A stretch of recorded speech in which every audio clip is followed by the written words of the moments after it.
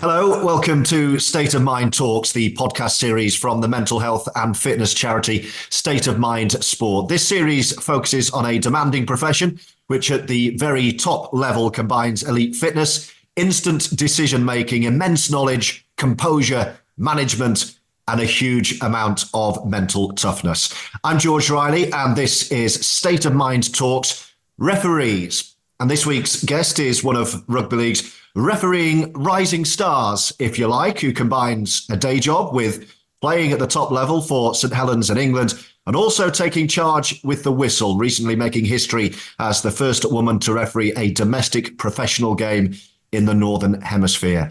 Tara Jones, great to have you on. How are you doing? Yeah, I'm good, thank you. Thanks for having me and taking the time to talk to me. Well, I'm looking forward to having a good discussion. Your diary, I listed the highlights of it, is ridiculous at the moment. So how have you been over the last few weeks? Yeah, just busy, probably busier than I've ever been before, with everything that's been going on, recent games that I've done and things like that. But yeah, just really, really busy between work, playing and refereeing. It is sometimes hard to fit everything in, but I manage it somehow. Do you thrive? Are you one of these people who thrive off having a really, really busy diary, or would you like a bit more time off? Yeah, I think it's nice to sometimes get that time off and kind of step back from things and take some time to recharge and kind of reset. But I think also though, when I do find myself having that time, when I do manage to get it, I'm like, I'm bored now, let's go again kind of thing. So yeah, I think I do thrive off that lifestyle of constantly being busy and keeping on the go. We'll start with the present. I'll come first circle to end back in the present too. We mentioned your diary. Give us an idea then, first up, of what your average week looks like. I know when I saw you the other week, you just refereed, having played the day before, so no rest at all, and then you were straight back to work on Monday. So what's your average week look like?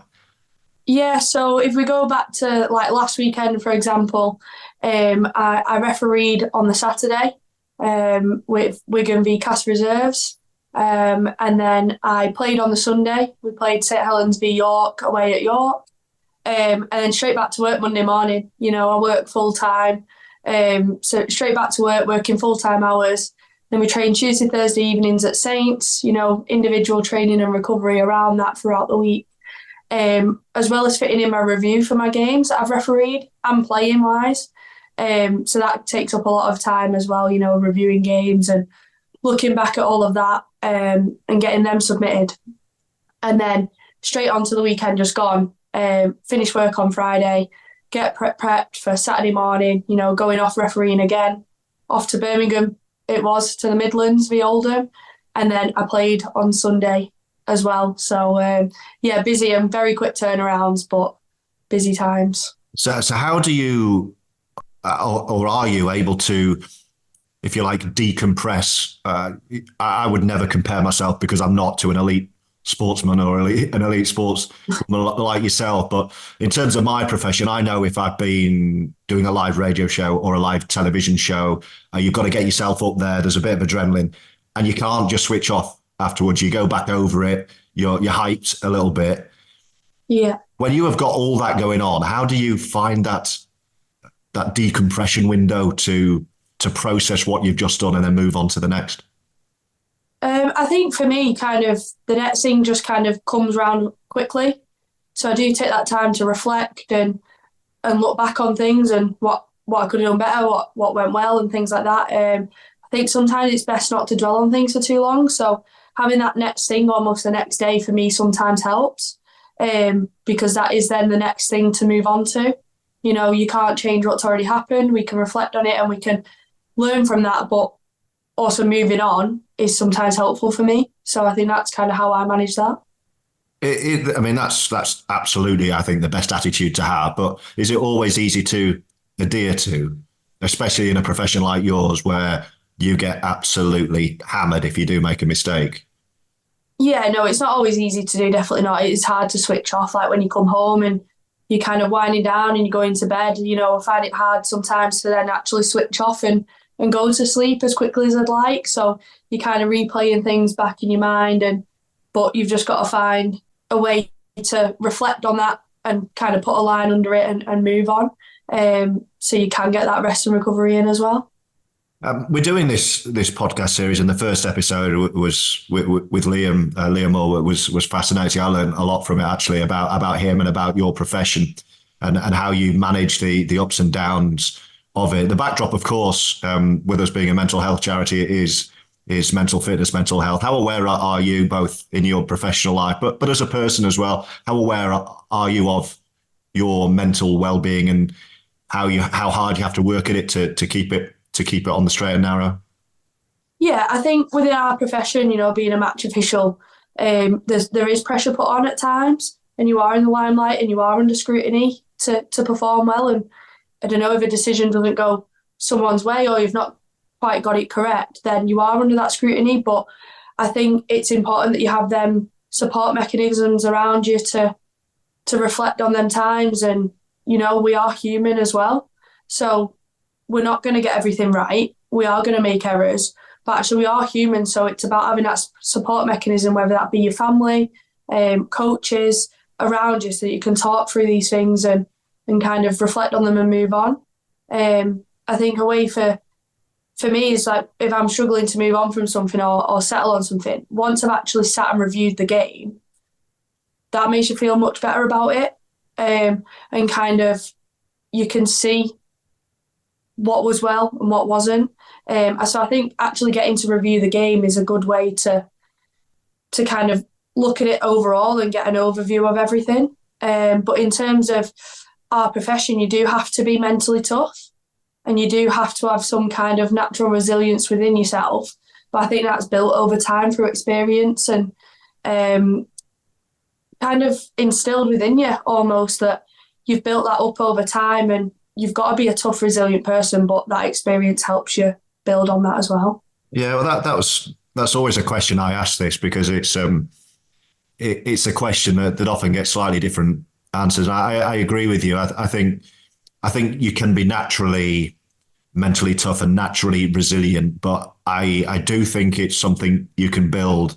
And the best way of building resilience is by going through adversity. What do you think the balance is between having to be that type of person before you decide to do what you're doing, or just going, right, I'll roll with this and it's bound to make me the kind of person who's tough enough to cope?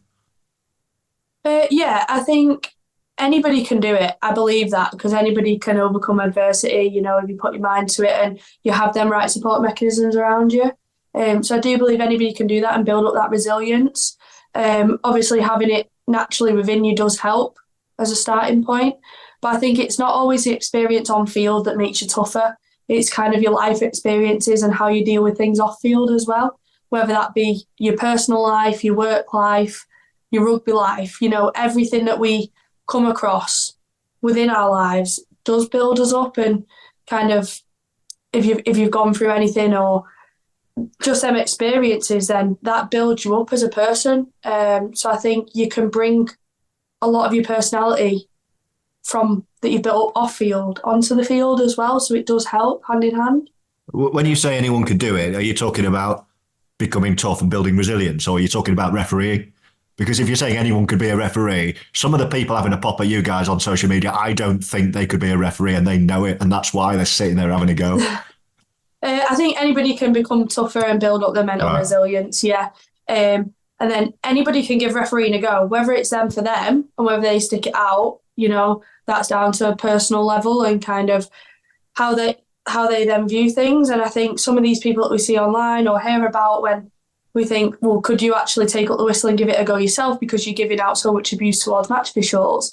If they actually did turn around and give it a go themselves, they would realise how tough it actually is and kind of how strong of a person you've got to be to kind of take that brunt of being the person in the middle of a pitch making these decisions and ultimately being the person that people are shouting at for making the decisions. So yeah, I think those people sat maybe behind a keyboard making comments and things should probably give it a go to realise how mentally tough us individuals and humans have to be. They never would though, would they? Because that's That's what keyboard warriors do. They sit there, they're not wanting to improve refereeing. They're wanting to criticise it and not go anywhere near it themselves. Probably for those reasons you mentioned. I really don't think people appreciate what you guys do. And I mean, Liam outlined, all the physical sides of it, the decision making, the awareness, the in-game management, the managing it afterwards. I can't think of many professions where there is so much high intensity skill requirements simultaneously happening at the same time. Yeah, it's such a demanding role. You've got to have so many skills and attributes, but like you say, collectively putting them together all at the same time. Not only have you got to be mentally fit, you've got to be physically fit on the field, to get in the right positions, to make the right calls at the right times. And you've got to know the rules, you've got to know them in and out, inside and out. And ultimately you've got to perform. But you've got to do all that whilst under so much pressure and scrutiny. So I think that people need to value what we do as match officials, and not only are you running around that physical side of it, you're running around for 80 minutes while shouting. So you're not just going for a run, listening to your music. You're running around for 80 minutes while shouting as well. So I think if anybody thinks it's an easy job, just try going for a run but continuously shouting. That's without the decision making, without the extra added pressure that we face. So it is a tough job that we have on field, and I think some people do value that, but some people don't. That's a really good point that I actually, through listening to all those things, I hadn't thought of that. The actual, the shouting bit while you're exercising at the top level. I'm not going to become I am a marathon bore as a marathon runner, but I'm not going to go into that because that's a completely different topic. But that ability to run and even just talk is impossible.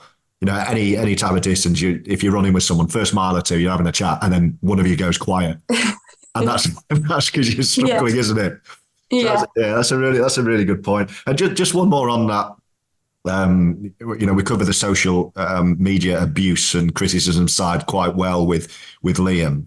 What fascinates me about the refereeing group and the elite group of referees is that a lot of you, not all of you, but a lot of you are active on social media. Yeah. So you must see it. I'm sure you don't go looking for it, but you must see it. Do you get any kind of guidelines as if like from above, like don't be on it, or is it kind of left to you? You kind of manage it how you see fit. We don't get told don't be on it because I think it can be seen as a positive as well. I think it's nice to show that we are people, we are humans, we're not robots. We have our own personal lives and things like that, and we have just as much right to be on social media as anybody else. It's down to a personal level whether you want to do that or not. But we are giving guidance on kind of how to engage with people, how to respond to people. Be clever on, are you going to respond or you're not going to respond? What are you getting out of responding as well? Are you just opening yourself up to somebody bringing something back to you? And because people are trying to catch you out all the time, we're generally not liked as match officials. So if somebody online can find a little way to kind of put your name in the limelight, make a news story out of it, they will go and do that. And we're aware of that. And the same happens to players, coaches, across all sports, not just rugby league. So it's kind of just being professional in everything that you do, and that's the guidance that we get, is just be mindful of what you're posting, what you're replying to. It even comes down to like what you're liking, because people will go through your profiles and try and catch you out. Mm. And I guess, in terms of your self-control there, it's when you go on as well, because you might be able to deal with it at 5 or 6. If you've been out for a couple of drinks, you don't want to be going on and doing something stupid at the end of the night, having a fight with someone on social media. Yeah, I think you've just got to be smart around that. Like, if you're, it's not even about if you've been out drinking. It's kind of if you're not necessarily in a good place. Say if you had a game and you've made some decisions that haven't necessarily been correct or been in someone's favour, and they think they've been hard done to. So you might be getting a little bit more comments towards you online or things like that. Or if you're feeling angry within yourself or disappointed within your own performance, it's probably not the best time to go online, because you might be tempted to reply, you might be tempted to make a comment. But you've got to be professional hold that in and kind of reflecting it in your own way offline. However that may look, like we mentioned about talking with your family, talking with your coaches, etc. You can offload in them ways. You don't need to offload online, because as soon as you've done something, it's there and you can't take it back. So it's just being professional and mindful of what you're doing and when you're doing it. One criticism often leveled at referees in any sport is that they haven't played the game. I mean, I know the Premier League football referees get all the time. It's, if you'd have ever played football, you would know that's not a foul or that is a foul. You know, they get that a lot. So you're in a quite unique position, not only as someone who has played the game at the elite level, but is playing the game at the elite level whilst doing the officiating. I can't think of any or many other examples of people who do that in any sport. How does that help you in terms of a crossover of skills, both ways, if you like? As a player, you must understand where the laws are, and I guess it must help you or maybe hinder you the other way. I don't know. Yeah, definitely. And I think, like you say, it works both ways. They both help each other. So my officiating helps my playing and my playing helps my officiating. I think as a referee, when you're on the field refereeing players, like I've had players say to me before, and coaches feeding back to me, like, you can tell that you play the game. You can kind of understand and read the game. You can kind of make sometimes a little bit more of a better relationship on field with players, because you can kind of, you know, how they might be feeling in a moment. You know, you can kind of, kind of be a little bit sympathetic towards them on the field. Not soft in terms of your decisions, but a little bit sympathetic on how you talk to them within a moment, what they might be thinking, what their processes are within a play. But I think reading the game as well, like knowing which way they might play from the play of the ball, so I can get myself in a better position. And then from a player point of view, when I'm refereeing, it does help. And I try and build a relationship with the referees on the field the best I can. I do sometimes try and push them to their limits in a respectful way, because I'm a competitive player. As a player, you are competitive and you want everything to go your way. So you do kind of try and push the boundaries with them officials a little bit. But like I say, I always do it within a respectful way. So you don't often get done for dissent when you're playing? No, luckily I would hope not. So far, like, don't want to jinx myself, but I've not been good. I've got a good disciplinary. I've been good. I've not got any disciplinary. So, in terms of the mental toughness that we touched on, how has it? I mean, things have been going great for you. I mentioned the kind of summary at the top, a couple of moments of history, the one I mentioned, and then as a player scoring the first try at Wembley in a women's Challenge Cup. Have you had many tough or low moments to deal with so far in either you're playing or refereeing? And if so, how have you managed that? How have you dealt with it? Yeah, definitely. You know, kind of a lot of positives are put out there in the media and things like that, and the highlights of your career. But along the way, it's like a roller coaster. There are plenty of ups and downs, and I think when you are faced with that adversity, you do need to be strong. And it's about then doing the right things, having the right conversations. So if that's getting some feedback from a coach on what you can do better and how you can improve your own performance, then you need to face that and go and have them conversations, because actually it then makes you feel better and gives you that next kick on to what you can do to get yourself to that next level. And it is sometimes hard to have those conversations, but in the long run, you know, it's going to do you good, and get you back up that upward slope, back on that roller coaster, to get back to the top. I remember it was when I was a lot younger, actually, so I was kind of building that resilience, and as you always are, but I was only very, very young, probably around 13 years of age, and I remember I got some real bad abuse while I was refereeing, and I walked off the field and I thought, why would I want to do this? Like, I'm going to quit.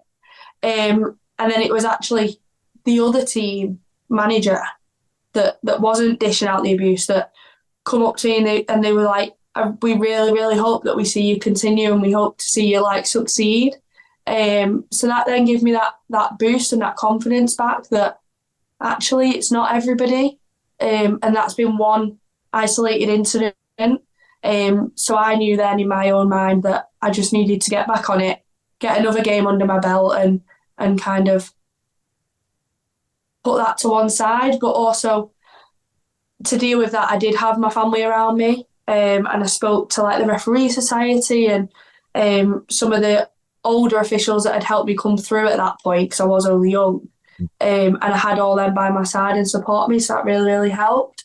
So yeah, there has been plenty of moments within my career where it's not always as great as it seems, but when you get through that and you have them high moments and you make the history that I've made recently, it makes all them tough times worth it.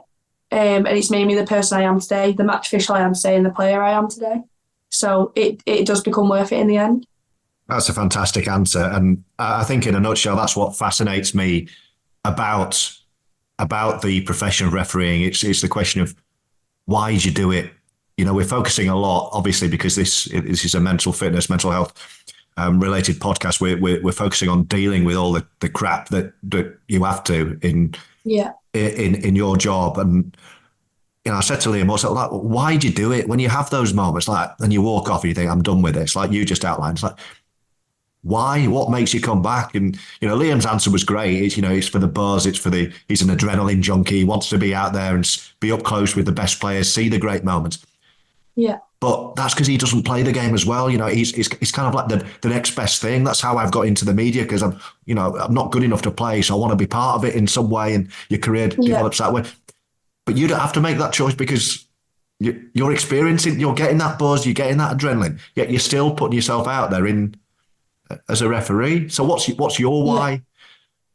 I think Liam's right. You know, when you're actually officiating, it is that adrenaline and that buzz, and you know, being in around them top games and getting the success that you do in terms of being appointed to top games and being involved in them and being up close. For me, like you mentioned, I do play the game, yeah. But when I was young, and the reason I went into officiating was because the product for girls playing rugby at that time, when I was younger, wasn't great. And I fell out of love of playing the sport because there wasn't many opportunities, and like I say, the product overall wasn't that great for me as a young girl playing the game. So I really, really wanted to stay within rugby league because, you know, it's such a great sport and I knew it was my ambition to be involved within it. So that's why originally I went into the officiating. And I think over the years, as I've got more and more experienced and experiencing that adrenaline that you feel whilst officiating, you know, making big calls, being in the middle, working within a team to be in charge of a game, that's then just developed on for me. And it's something that I have enjoyed across the years of me officiating. So I didn't want to give that up. So I continued to advance within that. But also at the same time, thankfully, I did continue to play. And then now still playing at the top level, you know, making international games as well, you know, playing for my country. And I'm always grateful and thankful that I did continue to play. But also it gave me another opportunity and avenue to go within the officiating side of things and stay involved within the men's game as well. So, like, I love being involved in the men's game, up close, in the middle. And I think Liam's right. Ultimately, it comes down to that adrenaline within making those big calls and having those big games and then big occasions. And your recent successes as a referee have seen you become a bit of a trailblazer. We've spoken about it and opening the doors to show young girls what's possible in any facet of roles within rugby league. How does being a female referee affect how, I guess, how you are perceived as a referee? Do you feel you get more criticism, less criticism, just the same as you would as a male referee? Because obviously the modern world now, we're all a bit more switched on in that regard. Has it felt like any different to what you might have anticipated? No, generally not, which is great, you know. I think sometimes when people see a female match official in the middle of a men's professional game, sometimes they're a little bit taken back and might question, am I good enough? But I like to prove to people that I am. So when I go out there and do a job and then at the end of the game I've changed their opinion, I really, really like that. And I'm glad that people can be open and change their opinion. That's not everybody. There are some people out there, you might call them dinosaurs, that can't change their opinion, but generally people are really supportive. They might be surprised in the first instance that, it's a female taking charge of a men's game, but I hope that I can continue to change that perception that it doesn't matter who you are in the middle, as long as you're good enough to do the job, then you're going to be appointed and you can go and do it. I think from a player point of view, when they see that I'm refereeing in the middle, I think their biggest issue is, what do they call me on the field? They all kind of a little bit hesitant of, they might call me sir because that's what they're naturally used to, but then they're really, really apologetic about that. And I just kind of say, just call me ref. It's absolutely fine. Just call me ref, because they are a little bit taken back and it's not the norm at the minute, and hopefully it will be in the future and I can break down those barriers. But with that, the players don't mean it. It's what they're used to. They're not used to having a female in the middle. Hopefully it will become more often and more known. But yeah, I just tell them to call me ref. But if they call me sir, it's no drama. You've done a couple of recent Oldham games, and obviously I've been doing a bit of work for Oldham, so I've been at them. And one observation I had, certainly that one at Boundary Park, was how some of the senior pros like Jordan Turner were giving you a huge amount of respect. I thought I could tell, knowing JT, there were a couple of calls that he probably didn't disagree with you with. He didn't agree with you with, I beg your pardon, he disagreed with. Yeah. But just instantly there was respect there. I think you popped a few people for dissent in that match as well, didn't you? Yeah, I think I remember giving one penalty against Cornwall, I think, for dissent. Yeah.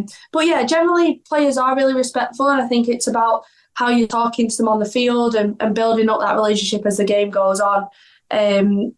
You've got to build that up, and it works both ways. So if you go out there all guns blazing, screaming and shouting at players, they're not going to respect you. You've got to build that up, and yeah, we're there to do a job, but we're human. The players are human. I like talking to players on the field, and I will do as much as I can.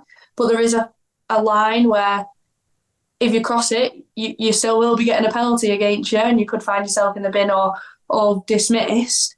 But I think generally players are quite respectful, and I like to think I'm quite good at building those relationships on the field.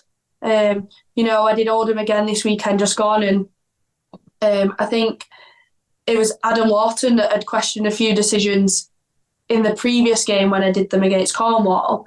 And fair dues to him, in my opinion, he did it in a respectful way. He wasn't disrespectful about it. And we had them conversations around it after the game as well, which is fine. And then at the start of the game at the weekend, he was like, clean slate ref. And I was like, absolutely. There was no bad blood. And even if there was, every game's a new game, it's a clean slate, and we'll build that relationship within that game. I'm conscious that we're running out of time while we're just chatting on and on. There are a couple of more things I want to ask you. In terms of the rest of your career or careers, are you able to get? I mean, you're pretty much at the top as a player, I would suggest. But are you able, do you think, to get to the very top of both professions here, or is something going to have to give along the way? Yeah, so it's a question that I'm always asked, and from a selfish point of view, which I completely understand, playing always want me playing 100%, whether that be at Saints or England, and refereeing want me refereeing and focusing on that. But both are really understanding, and I try and manage that the best I can. And at the minute, that's how I'm continuing to do it. I'm trying to still progress with my refereeing, and these games that I've done recently and the history kind of made, that's not the end goal for me, and I want to keep pushing on. What that'll look like in the future and within what time frame, I don't know personally yet. I still want to continue playing for the time being. I do believe in the future there might become a time where I have got to make some very tough decisions. But for the time being, I want to continue playing at the top level, performing at the top level, and also progressing within my refereeing, because, like I say, this isn't the end goal.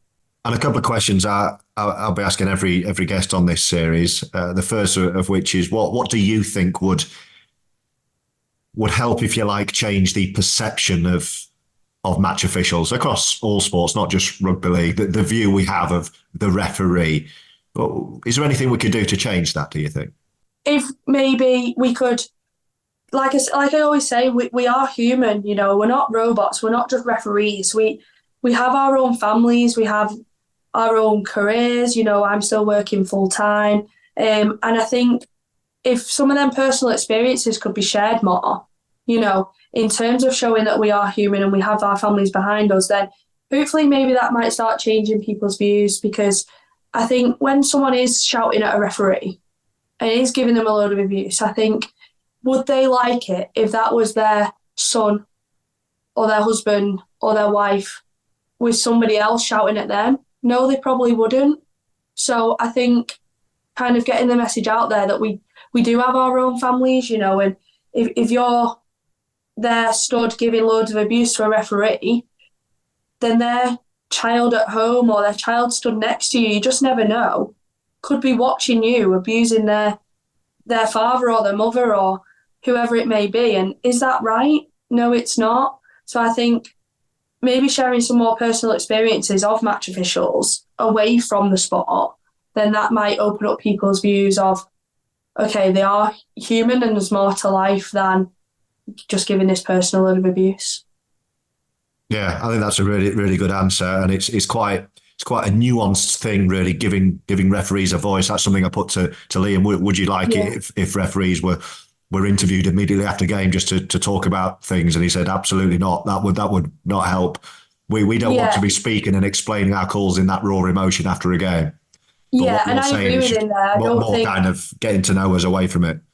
Yeah, I don't think that's the way to go with it. I completely agree with Liam there, because it, you know, people will just continue to argue with you forever on things like that. And, you know, you need to go away and you need to review your game. You can't just kind of comment there and then after the game, you know. You have to go away and reflect on that. So, yeah, I agree with Liam there that that's not the way to go. But I think we can show our personal experiences away from rugby a little bit more and kind of show that we are human and we have our own lifestyles around it. Yeah. One thing someone close to me said a few years ago was you need to stop being preoccupied by explaining yourself to people, because 10% are going to love you anyway, 10% are going to hate you anyway, and the other 80% probably won't give a shit. That's kind of how it is. And I think ultimately it comes down to whose voice actually matters. So you can read the messages on social media, you can get some abuse of someone in a crowd, but actually whose voice actually matters? And the answer to that is your coach that's reviewing the game.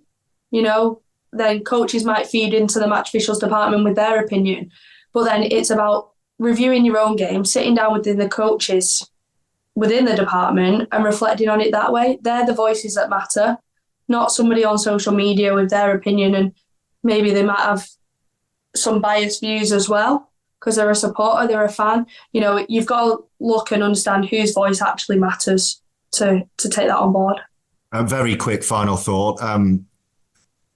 If I asked you for a life lesson that you've learned from our great sport of rugby league, that a lesson that's served you well in life as a whole and the person as a whole, something that, you know, you've taken on board and it's made you a better person, what do you think that would be? I think just kind of make sure you're enjoying what you're doing. I think that's really, really important. So enjoy what you're doing and have a purpose behind it. Because I think when the enjoyment comes out of it, then your performance might drop.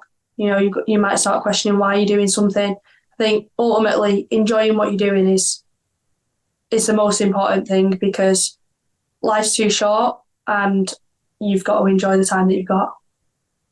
We'll leave it there, Tara. I've loved chatting. Thanks so much for coming on. Thank you very much for having me. We appreciate it. That is Tara Jones on State of Mind Talks.